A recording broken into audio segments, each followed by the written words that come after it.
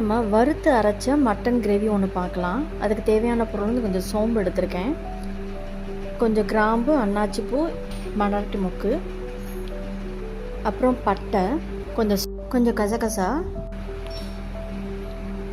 கொஞ்சம் முந்திரி பருப்பு எடுத்துருக்கிறேன், ஒரு 1/4 கிலோ அளவு சின்ன வெங்காயம். இதெல்லாம் நல்லா வதக்கிட்டு 2 தக்காளி எடுத்து கட் பண்ணி வச்சு அதையும் வதக்கணும். அப்புறம் தேவைக்கேற்ப நான் காஷ்மீரி மிளகாய் எடுத்துருக்கிறேன், கொஞ்சோண்டு கடலைப்பருப்பு.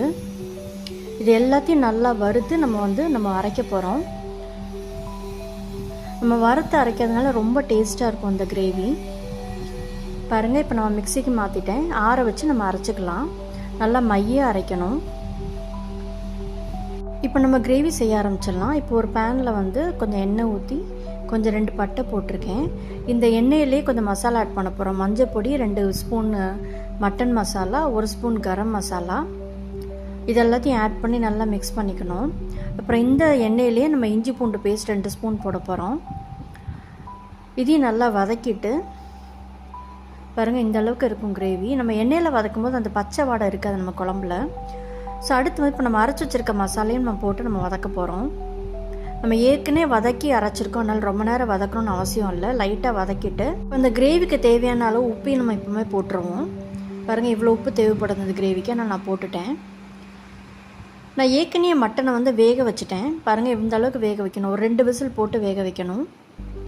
இப்போ அதையும் நம்ம ஆட் பண்ணிக்கலாம். இப்போ இதெல்லாம் ஒன்று சேர நம்ம நல்லா வேக வைக்கணும். இந்த கிரேவி வந்து கொஞ்சம் திக்காக தான் இருக்கும், நம்ம சப்பாத்திக்கு தோசைக்கெலாம் ரொம்ப நல்லாயிருக்கும்.